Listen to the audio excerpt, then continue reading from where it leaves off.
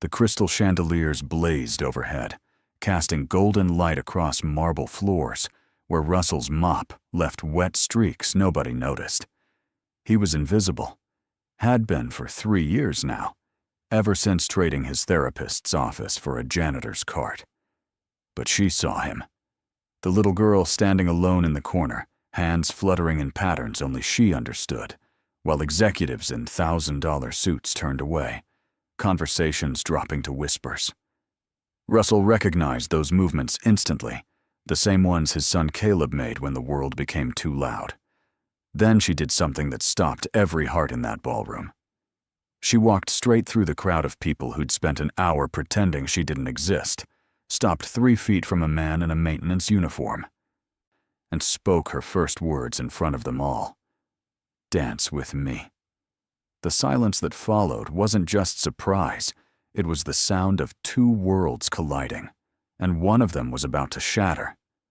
3 hours earlier, Russell had knelt on the worn linoleum of his studio apartment, watching Caleb arrange dinosaur figurines in their morning ritual. 8 years old, and his son could name every species from the Triassic period, but struggled with eye contact.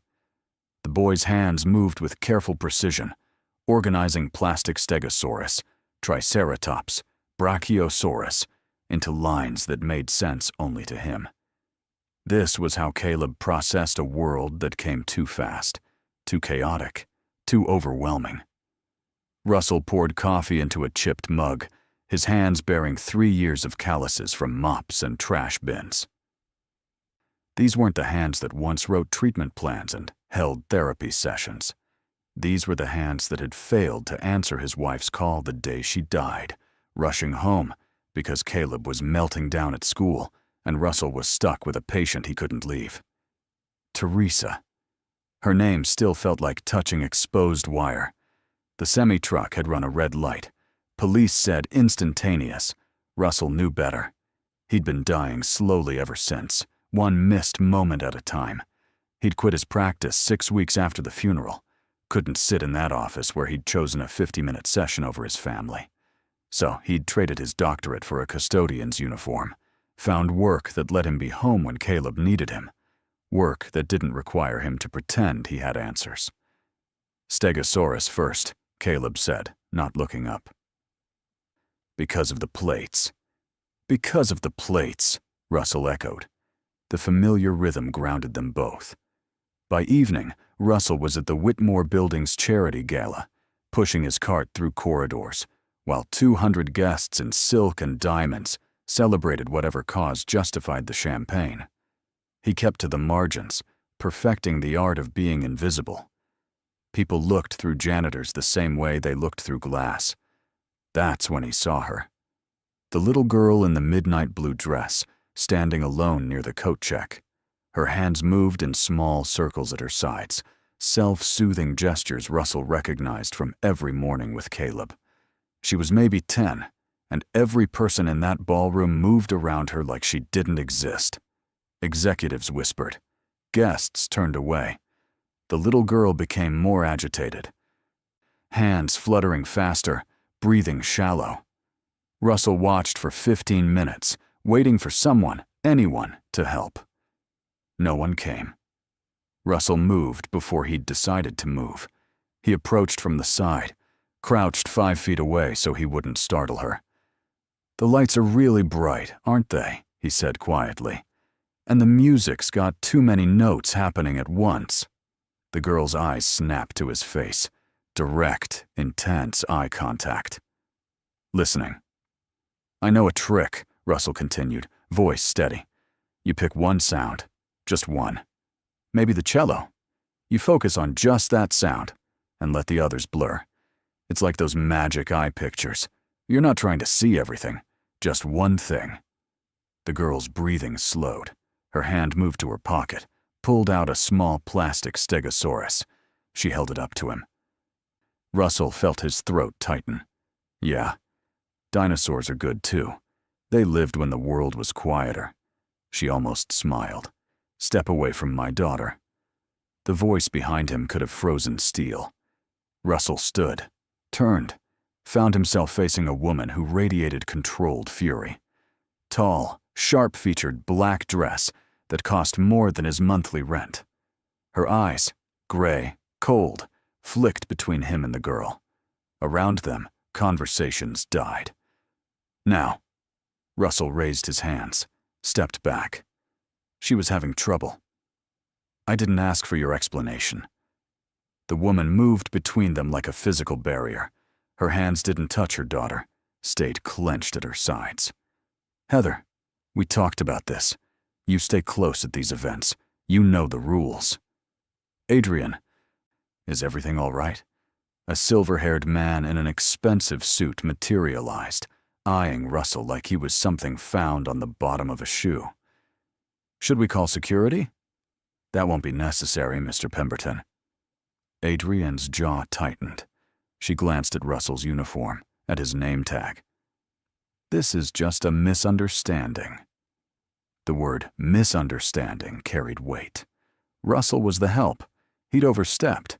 He'd crossed invisible boundaries that separated their worlds in public, where witnesses could see. My apologies, Russell said, because what else could he say? He looked past Adrienne to Heather, who clutched the dinosaur against her chest, watching him with those too aware eyes. I hope you enjoy your evening. He turned toward his cart, 3 steps away when he heard it, small, quiet, unmistakable. Thank you. Russell stopped. Heather was looking at him, half hidden behind her mother's dress, lips definitely moving. 2 words. Adrian had heard too. Something complicated happened behind her eyes. Shock. Shame. Something else Russell couldn't read. He nodded once to Heather, then grabbed his cart and disappeared into the service corridor before security could be called anyway. For 2 hours, Russell kept his head down, emptied trash, wiped surfaces, stayed in margins where people like him belonged. But he couldn't stop thinking about that little girl, about how everyone in that room full of supposed philanthropists had looked straight through her, about the expression on her mother's face, protective and terrified in equal measure. Near midnight, hauling trash to the service elevator, Russell passed a half-open office door. Voices inside. He recognized one, Adrian's, sharp with stress. I don't care what the board thinks, Gerald. She's my daughter. I'm not hiding her like some dirty secret. No one's suggesting that. The man's voice was practiced, smooth. We're simply saying these high-profile events aren't ideal for a child with challenges. It reflects poorly when what? When people see my daughter exists? When they're forced to acknowledge difference? Adrienne, you've built this company from nothing. But leadership means difficult choices. Understanding optics. That scene with the maintenance man? He was helping her, more than any of us, apparently. Russell should walk away. He gripped the trash bag tighter, started to move. I used to be a special education teacher, Gerald. Before I married Preston, before this empire. I spent my days with kids like Heather. I was good at it. I loved it. Then I gave it all up because my husband said it wasn't appropriate for his wife to work with those children. Now look at me, CEO of a Fortune 500 company, and I can't even help my own daughter at a party. Too worried about optics, about the goddamn image. Her voice cracked. Russell recognized that sound. He'd made it himself, alone at 3 a.m. when Caleb finally slept, and he could stop being strong. Russell moved quickly to the elevator, pressed the button. Inside, descending, he couldn't shake Adrienne's face. That moment when Heather said thank you, and everything in the woman's armor started cracking. At home, Caleb slept on Mrs. Patterson's couch, dinosaurs arranged on the coffee table in perfect order. Russell paid the sitter, carried his son to the car, drove through empty streets. In the apartment, he tucked Caleb into bed, adjusted the nightlight, not too bright, never too bright, and stood watching his son sleep.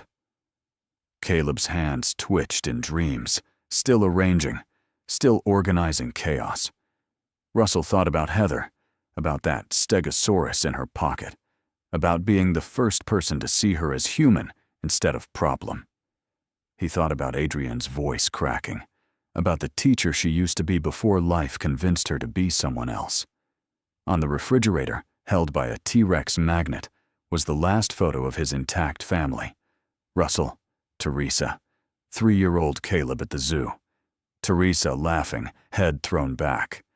Caleb focused on something off camera. Russell looking at them both with an expression he barely recognized. Contentment. The certainty that this was enough was everything. He touched the photo briefly, then went to bed. 2 weeks later, Russell was deep cleaning the executive level when he heard a small, distressed sound.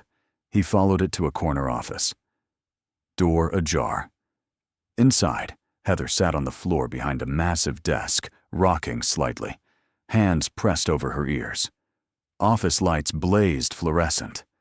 Television mounted on the wall blared news at high volume.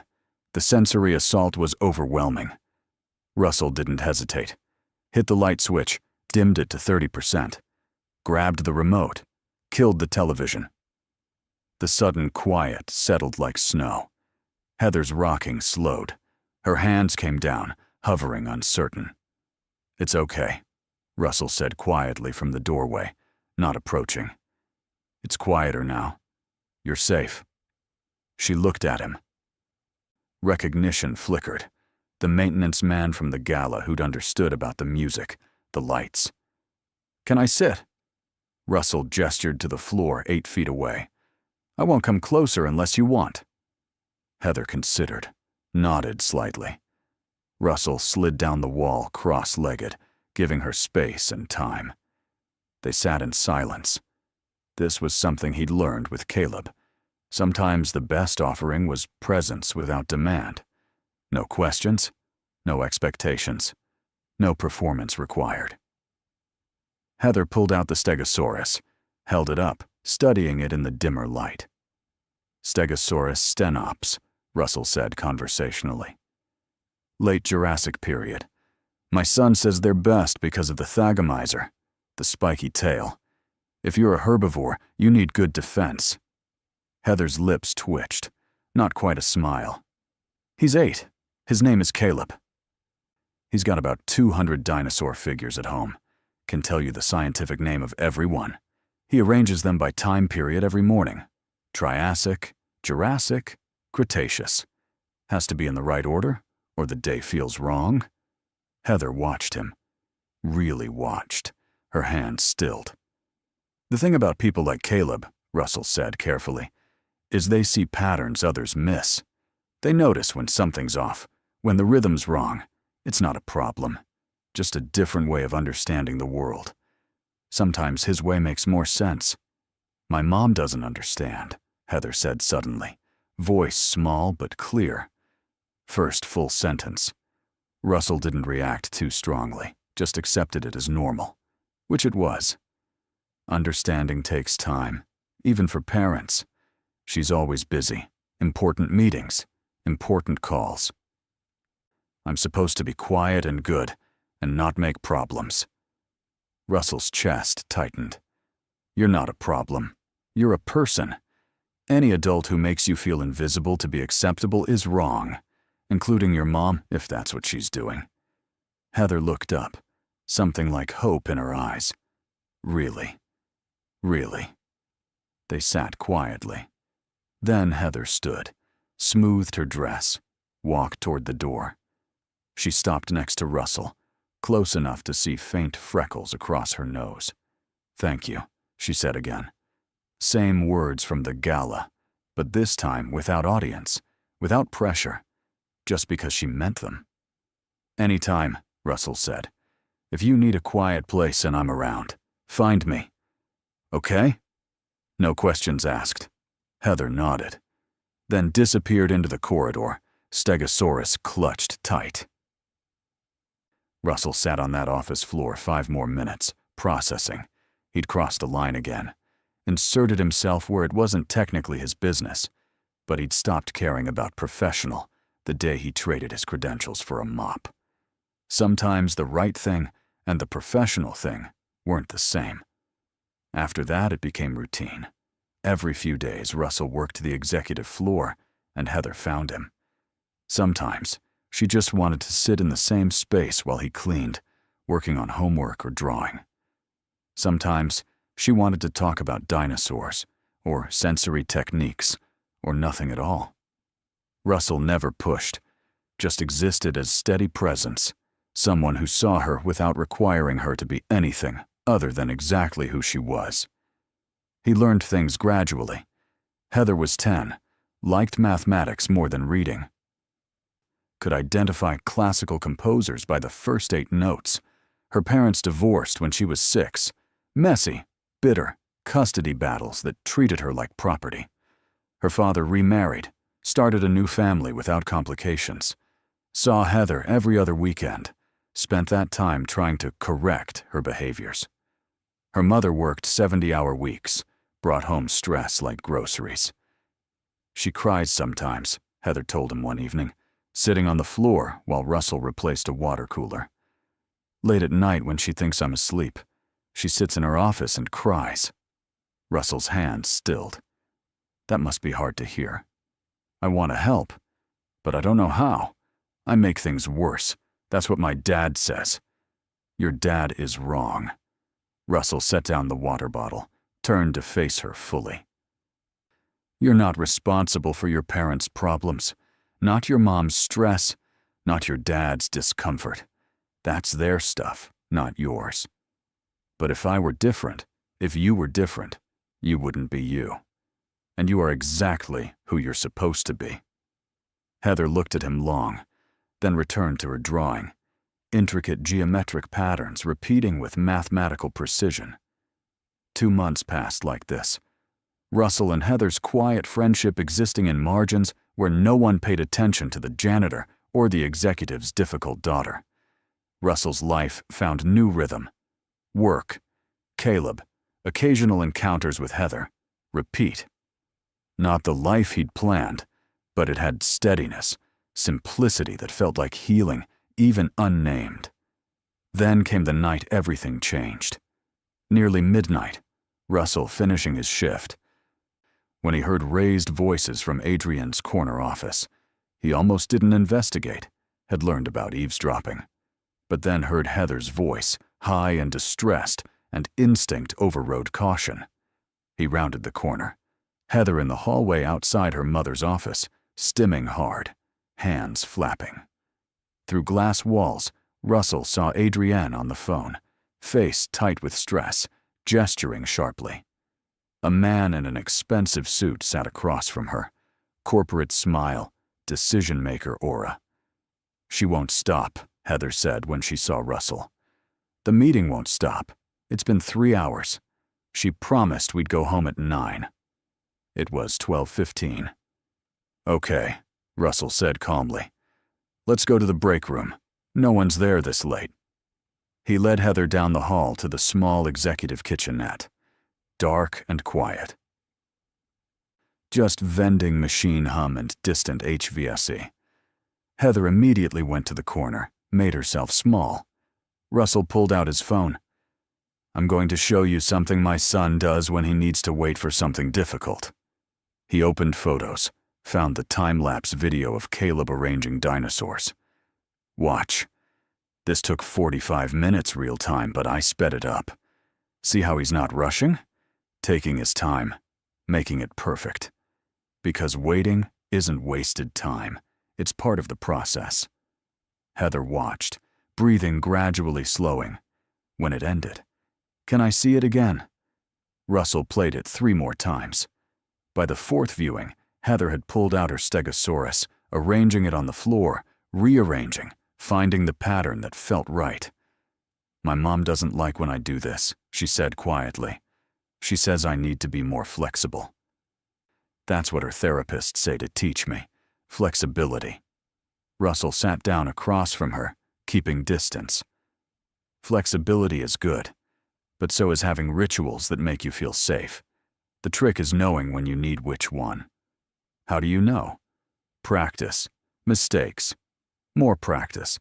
Nobody gets it right all the time. Silence.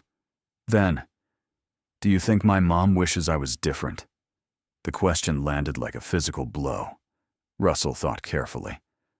I think your mom is carrying a lot of weight, trying to be perfect at everything. Perfect CEO, perfect mother, perfect image. And that's impossible, and it's crushing her. But none of that is about you being wrong. It's about her not knowing how to let herself be human. You sound like a therapist. Russell laughed, surprised. I used to be one. Before I became a janitor. Why did you change? Because I forgot the most important lesson I used to teach, that being present matters more than being perfect. I learned that the hard way. Heather studied him with that too aware gaze. Because of Caleb's mom? Russell felt his throat tighten. He'd never mentioned Teresa directly, but Heather was perceptive the way kids with autism often were, seeing through social niceties to truth underneath. Yeah, because of Caleb's mom. Is she dead? Most adults would dance around the question. Heather just asked. Russell appreciated that. Yes, car accident, 3 years ago. That's sad. It is. Do you miss her? Every day. Heather nodded, accepting. Then, I miss my dad. The dad he used to be, before I was diagnosed. He used to play with me. Now he just tries to fix me. Russell didn't have words, so he just stayed there, sitting on the break room floor with a 10-year-old who deserved better, and let silence hold them both. At 12:45, Adrienne appeared in the doorway. Exhausted, composure cracked. When she saw Russell and Heather on the floor, something complicated crossed her face. Heather, sweetie, I'm so sorry. The meeting ran. She stopped, looked at Russell. What are you doing here? She was waiting for you, Russell said simply, standing. I kept her company. Adrienne's eyes moved between them. Russell could see her calculating. About propriety, boundaries, what this looked like. Then she seemed to deflate. Thank you, she said, and this time sounded like she meant it. Thank you. Russell nodded. Heather stood, walked to her mother. Took her hand. Adrienne looked down at their joined hands like she'd forgotten what that felt like. You should go home, Russell said quietly. The work will still be there tomorrow. The work is always there tomorrow. That's the problem. Then make a different choice. Too bold, too familiar, definitely crossing the line. But Russell was done pretending invisible walls mattered more than visible pain. Adrienne looked at him. Really looked. Who are you? She asked. Really? Someone who used to know better and is trying to learn again. Russell picked up his cart. Good night, Ms. Adrienne. Heather. He left them in the doorway, mother and daughter, both looking lost. The next week passed quietly. Russell worked, saw Heather twice. Once she waved from down a hallway. Once they talked 10 minutes about Triceratops defense mechanisms. Things felt normal, whatever passed for normal. Then came the email. Russell rarely checked work email. Custodial staff got shift schedules and policy updates. But something made him open the portal Tuesday morning. There it was. Message from Adrienne Whitmore's assistant, requesting a meeting at 2 p.m. Russell's first thought was firing. He'd overstepped too many times. Corporate was cutting ties. He should feel relieved. Instead, he felt protective anger on Heather's behalf.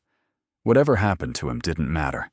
But that little girl needed someone who saw her as more than inconvenience. He showed up at 1:55, still in his uniform. Adrienne's assistant showed him in without comment. Adrienne sat behind her desk, looking uncertain for the first time since he'd met her. Not the ice queen from the gala, not the stressed executive, just a woman who seemed profoundly tired. Please, sit, she said. Russell sat, waiting. Adrienne opened a folder, studied it, looked up. Dr. Russell Hayes, PhD in clinical psychology from Cornell, specialized in family systems therapy, autism spectrum disorders, practiced 8 years, published 4 papers on neurodevelopmental parenting approaches, gave a TEDx talk in 2015 about reframing disability as difference. She closed the folder. You left your practice 3 years ago, took a custodial position. No explanation on file. Russell kept his expression neutral. You've been researching me. After last week, I got curious.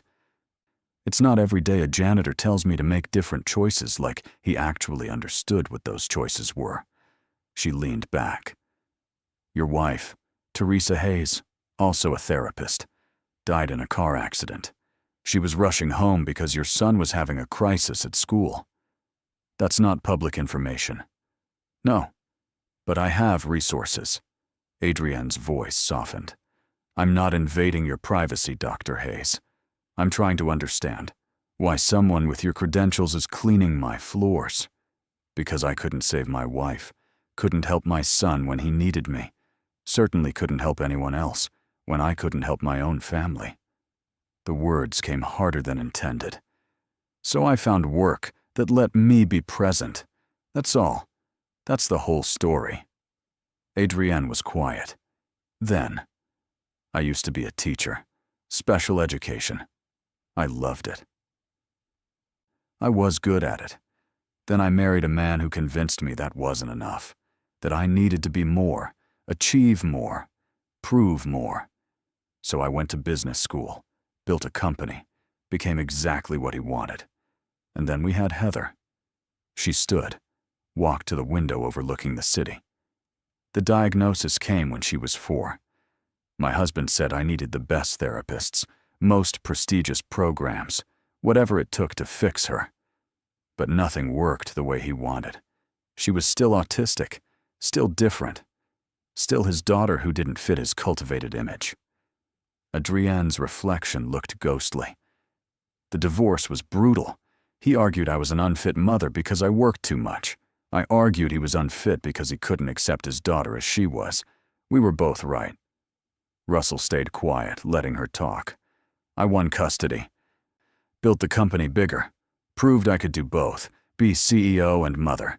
Except I'm failing spectacularly at the second part. She turned back. My daughter talks to you, seeks you out. In 10 minutes, you can calm her in ways I haven't been able to in years. And I realized something. I've been so focused on proving I'm enough that I forgot to just be present. Just like you said. Ms. Whitmore, I want to hire you as a consultant. Part-time, whatever hours work for your son's schedule. Help me build programs for neurodiverse employees. Advise on creating genuinely inclusive policies, not performative diversity initiatives my board loves. And, she hesitated, help me figure out how to be the mother Heather deserves, not as her therapist. She has enough of those. But as someone who understands. Russell sat back, stunned. I don't have a practice anymore. I let my license lapse. You don't need a license to consult on workplace inclusion. And if you want to pursue relicensure later, the company will fund it. Adrienne returned to her desk. I'm not asking you to be someone you're not anymore. I'm asking you to be exactly who you are. Someone who figured out presence matters more than perfection. Someone my daughter trusts. This crosses about 15 different boundaries. Probably. But I've spent 10 years respecting boundaries, and it's gotten me a company I'm too exhausted to enjoy, and a daughter who finds more comfort with the janitor than her own mother. Adrienne's voice cracked slightly. I'm not asking for easy. I'm asking for real. Russell thought about Caleb, about routines they'd built, about the small, manageable life. He thought about Teresa, about families he'd counseled before the accident, about the vocation he'd loved and abandoned. And he thought about Heather, sitting in corners at galas, waiting in hallways past midnight, carrying a plastic stegosaurus like a talisman against a world with no space for her. I keep the custodial position, he said finally. Part-time, reduced hours. But I keep it. Adrienne looked puzzled. Why? Because it keeps me grounded. Because my son needs predictability. And because there's no shame in the work.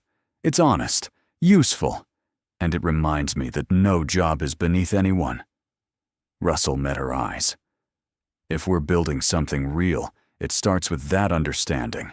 That every person in this building, executives to cleaning crew, has value. Not because of title, but because they're human. Adrienne smiled. Real. The first Russell had seen. Deal. When can you start? When's your next company event? Her smile faded. Friday. Major investor gala. Black tie. I'm expected to give a speech about company culture and innovation. Heather is supposed to appear briefly for the photo opportunity. The way she said photo opportunity dripped with self-loathing. Bring her, but create space for her. Sensory-friendly quiet room. Headphones if she needs them. Don't make her perform. Let her be there on her terms or not at all. The board will have opinions. The board isn't her parent. Adrienne studied him, then nodded. Okay, we'll try it your way. Friday arrived heavy with ceremony. Russell worked the day shift, setting up a small room off the main ballroom. Dimmed lights, soft chairs, noise-canceling headphones. Fidget tools Caleb had helped him choose. Mrs. Patterson agreed to bring Caleb later, after the formal program, so his son could meet Heather properly. The gala unfolded like these things always did. Beautiful people in beautiful clothes, saying beautiful things about beautiful intentions. Russell watched from margins, technically working, but mostly observing. Adrienne gave her speech, polished and professional, about innovation and inclusion. The irony wasn't lost on anyone paying attention. Heather appeared briefly, wearing that midnight blue dress. She stood next to her mother for exactly 3 photos, then retreated to Russell's quiet room. He saw Adrienne's face, the moment of wanting to call her back, make her stay, perform just a little longer. But then she saw Russell watching, and she let Heather go. An hour later, Russell was refilling ice buckets when Heather found him, but this time she wasn't alone. She'd brought another girl, maybe 12 or 13, also dressed formally, also looking overwhelmed. "This is Sabrina," Heather said. "She's the daughter of one of the investors. She was hiding in the bathroom.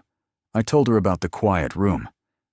Russell looked at Sabrina, saw the same hunted expression Heather had worn at their first meeting. "Would you like to see it?" he asked gently. Sabrina nodded, not quite making eye contact. Russell led both girls to the quiet room. Within 10 minutes, 3 more young people found their way there. Guests' children dragged to an adult event, drowning in sensory overload. Russell stayed nearby, not hovering but available, watching as the kids gradually relaxed. That's when it happened. The orchestra struck up a waltz, music floating through the open doorway. Heather stood, walked to the threshold, looked out at the ballroom where couples were beginning to dance. Russell saw something shift in her expression. Longing, maybe, or curiosity. She turned back to him, and before he could process what was happening, she walked across the quiet room and held out her hand. "Dance with me," she said. Not a question, an invitation. A request from a girl who'd spent her life being told to be smaller, quieter, less inconvenient. Now she was asking for space, asking to be seen, asking to take up room in the world. Russell looked at that small, outstretched hand. He thought about all the lines he'd crossed, all the boundaries he'd blurred, all the ways this could go wrong. Then he thought about what he'd told Adrienne. Presence matters more than perfection. He took Heather's hand. "Okay." They walked together out of the quiet room into the ballroom. The lights were bright, the music was loud, and every eye in the room was about to turn toward them. Russell could feel his heart hammering. This wasn't a shadowy corridor or empty conference room. This was public. This was a statement. Heather didn't hesitate. She led him to an open space on the dance floor, turned to face him, placed her small hand in his rough, calloused one. The other hand went to his shoulder, mirroring the formal position she must have seen 100 times without ever being invited to participate. The music swelled. Russell put his free hand on her shoulder blade, giving her control, letting her set the pace. They began to move.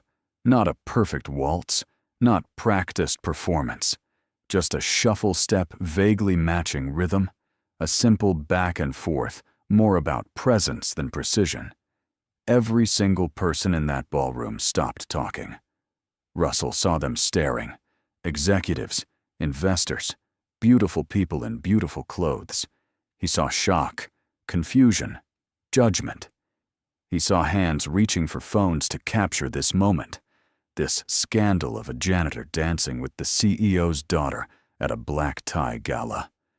He saw board members looking at Adrienne, waiting for her to intervene, to stop this breach of propriety. Then he saw Adrienne herself, standing at the edge of the dance floor. She wasn't moving to stop them. She was just watching, hand pressed to her mouth, and Russell realized she was crying. Not with embarrassment or anger, but with something else entirely. Recognition, maybe, or relief. The song played on. Heather's hand tightened in Russell's. He looked down to see her face, not anxious, not overwhelmed, peaceful. She was swaying with the music, eyes half closed, completely present. Russell felt something crack open in his chest. This was why he'd become a therapist. Not to fix people or change them or make them acceptable to a world demanding conformity, but to create space for them to be fully themselves, exactly as they were, without apology or performance. The waltz ended. The ballroom was dead silent. Russell and Heather stood there, still holding hands, as the weight of 200 stares pressed down like physical force. Then Adrienne began to clap. Slow, deliberate applause echoing in silence. She walked onto the dance floor, moving through the crowd that parted automatically. When she reached them, she didn't pull Heather away. Instead, she held out her hand to Russell. "May I cut in?" she asked quietly. Russell stepped back, releasing Heather.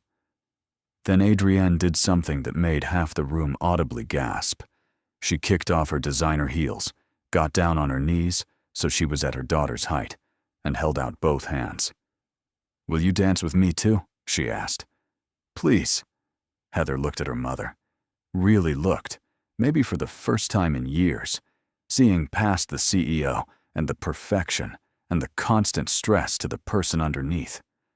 The teacher who used to understand, the mother trying to find her way back. Heather took her mother's hands. The orchestra, reading the moment with professional grace, struck up another waltz.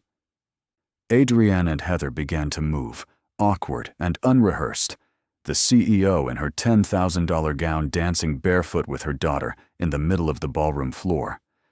Not performing for cameras, not caring about optics or board opinions, just present, just real, just enough. Russell backed away slowly, letting them have this moment. He returned to his cart in the service corridor, but he could still see them through the doorway. Mother and daughter, dancing like nobody was watching, even though everybody was. Someone cleared their throat behind him. Russell turned to find Mr. Pemberton, the silver-haired board member from the first gala, looking at him with an unreadable expression. "That was quite a spectacle," Pemberton said. Russell braced for confrontation. "Yes, sir." "You know what's remarkable? In 30 years attending these galas, I've never seen anyone look genuinely happy. It's all performance, all networking, all image management." He turned to Russell. "But that little girl, dancing with you, dancing with her mother, that was real joy. First time I've seen the actual point of these charity events reflected in the attendees." He walked away before Russell could respond, leaving him standing with his mop and cleaning cart, trying to process what had just happened. The gala eventually wound down. Guests departed with expensive gift bags and carefully cultivated connections. The ballroom slowly emptied until it was just Russell and other custodial staff, cleaning up detritus of another successful event. He was collecting abandoned champagne flutes when Adrian appeared, still barefoot, carrying her shoes in one hand and Heather's hand in the other. "Russell," she said, voice different now, softer, more open. "Thank you for everything, for seeing her, for seeing me."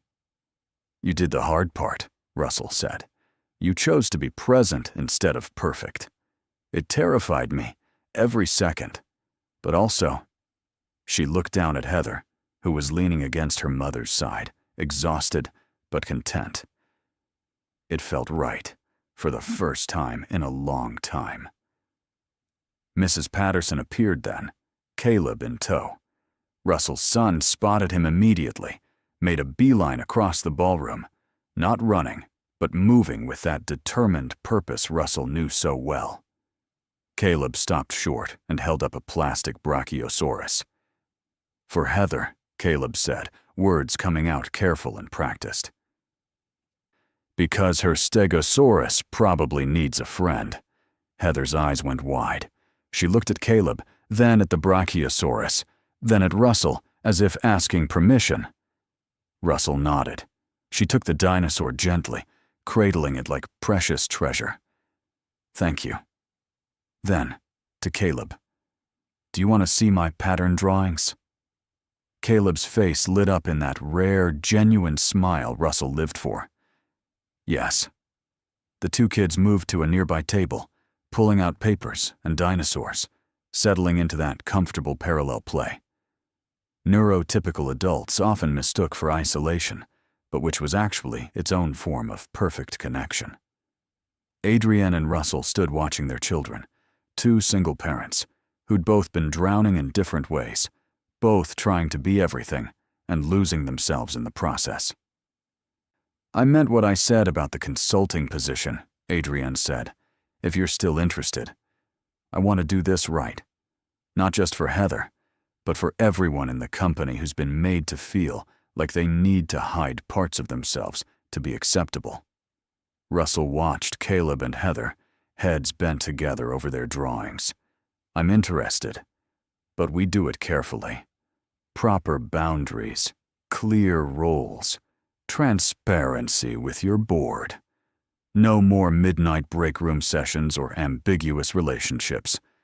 Agreed, professional, structured, and still real." "And still real," Russell echoed. 6 months later, the Whitmore building hosted another gala. This one looked different. Crystal and champagne and people in expensive clothes remained, but now there was also a sensory-friendly wing with multiple quiet rooms, staffed by trained volunteers. Visual schedules posted throughout, dietary restriction labels on every food station, a policy clearly stating anyone could come and go as needed, without social penalty. Russell stood near the entrance, not as custodial staff but as Director of Inclusion Initiatives, fancy title for someone who spent his days helping the company live up to its diversity rhetoric. He still kept his part-time custodial position, still cleaned floors twice a week because that work grounded him. Adrienne had stopped questioning it, started seeing it for what it was, a reminder that value didn't come from titles. Caleb and Heather were at the kids' table, surrounded by half a dozen other children of various neurotypes, all engaged in what looked like an intense debate about whether pterodactyls counted as dinosaurs. Russell watched his son hold his own in the conversation, watched him not just be tolerated, but genuinely included. Adrienne appeared at his elbow, wearing a simple dress instead of armor-like gowns she used to favor. Her hair was down. She looked younger, less burdened. "Christopher told me we've had 3 other companies reach out asking about our inclusion program. They want to know how we built it." "What did you tell them?" "That it started with a janitor who refused to ignore a little girl everyone else had written off. That it required someone willing to see past performance to humanity underneath. and that the only thing really required is choosing to give a damn. Russell smiled. That's a pretty good summary. It's the truth. Adrienne's gaze drifted back to Heather. She asked me something yesterday. She asked if I liked my job more now than before. What did you say? I said I liked myself more now than before, and that made all the difference. They stood in comfortable silence, watching the gala unfold. It wasn't perfect. A child had a meltdown near the buffet. One executive made an awkward comment about special needs. A few guests still looked uncomfortable with accommodations that disrupted their expectations. But it was real. Messy and imperfect, and gloriously, stubbornly real. The orchestra began a waltz. Russell saw Heather's head come up, tracking the music. She excused herself from the kids' table and walked across the ballroom, not to Russell, but to her mother. She held out her hand. "Dance with me?" Heather asked. Adrienne took her daughter's hand without hesitation. Without checking who was watching or what they'd think, they moved onto the dance floor together, and this time, when they began to sway, they were joined by others. Not just polished couples who knew all the right steps, but families with children, elderly guests who'd been sitting alone, even Mr. Pemberton dancing with his granddaughter, who nobody had realized was autistic until the company's new inclusion initiatives had given her family language for what they'd been navigating alone. Caleb appeared at Russell's side, watching the dancing with analytical interest. "Is that what they mean by community?" he asked. Russell thought about it, thought about how far they'd come from that first night, when Heather had been invisible in a room full of people, when he'd been invisible in a different way, when both of them had been drowning in the gap between what they were and what the world demanded they pretend to be. "Yeah, buddy," Russell said, putting his arm around his son's shoulders. "I think that's exactly what they mean." Caleb leaned into the embrace, solid and warm and real. On the dance floor, Heather caught Russell's eye and waved, her stegosaurus peeking out of her dress pocket like always. Adrienne waved too, her expression open and grateful, and still a little surprised that this was her life now. The music played on, the lights blazed overhead, but this time they illuminated something worth seeing. Not perfection, not performance, but people choosing presence over pretense, choosing to show up fully as themselves and making space for others to do the same. Russell had spent 3 years trying to disappear, trying to make himself small enough that he wouldn't hurt anyone else through his inadequacy. But standing here now, watching his son confidently exist in a world that had learned to make room for him, watching Heather dance with her mother in a space they'd claimed together, he realized that the opposite of invisible wasn't perfect. It was present. Caleb tugged on Russell's sleeve. "Can we dance too?" Russell looked down at his son, at the hope and trust in that face. "Yeah," he said. "Yeah, we can dance too." They moved onto the floor together, father and son, joining the messy, beautiful, imperfect gathering of humans who'd figured out that the only thing worth performing was authenticity. The crystal chandeliers blazed overhead, casting golden light across marble floors, and for the first time in 3 years, Russell didn't feel like a shadow passing through someone else's spotlight. He felt seen. He felt present. He felt like he was exactly where he was supposed to be, and that, in the end, was worth more than any amount of perfection could ever buy.